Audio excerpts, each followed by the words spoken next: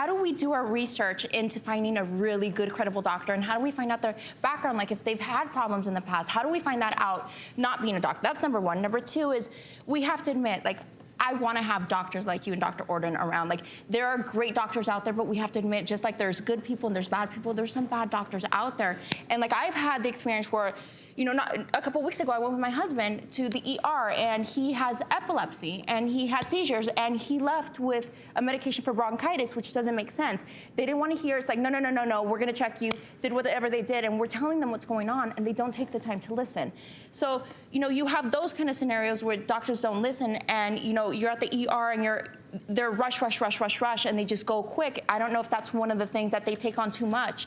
And those kind of things can happen. It's tough to be a doctor. It's hard. And we always say C equals MD. You know, and there aren't enough doctors out there to go around. Not everyone, sadly, not everyone watching this show is going to get an A+ doctor.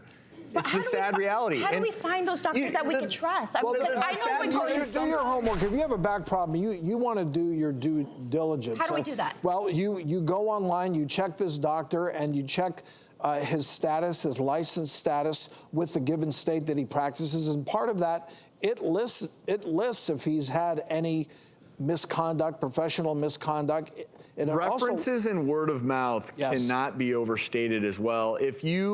It's also when you walk into a doctor's office, if everyone from the person checking you in to the nursing staff is praising the doctor, oh, you're so lucky that you found Dr. Smith, then you know. But the fact of the matter is, look, I have good friends who are in a profession different than mine in medicine, and they're smart as can be. And then you'll ask, well, how are they in the OR? They're not as good. They're not that great. I wouldn't see them. And the fact is, there is in any profession. So let's take professional athletes, baseball players as an example. Every team's going to have an MVP, but the backup catcher who bats 150 batting average, if he has a bad season, are we going to throw him in jail for life? Because he's having a bad season.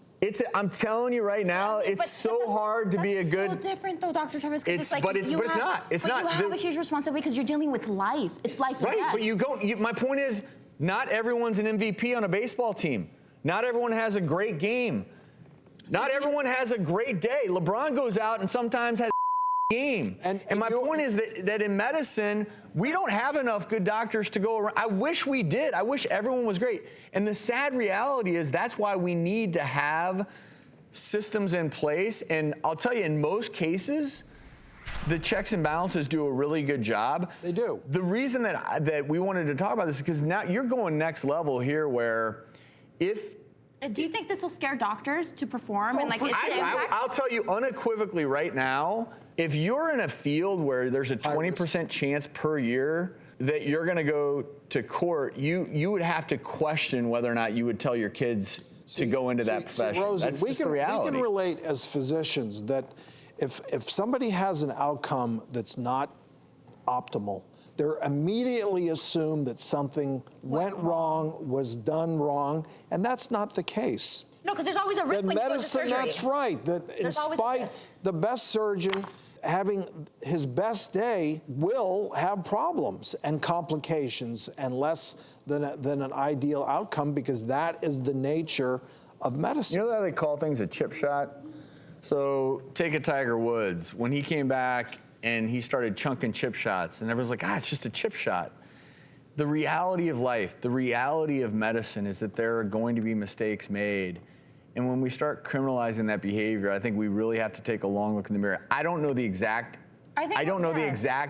circumstances here. And the fact is, if there was malicious intent, someone should go to prison.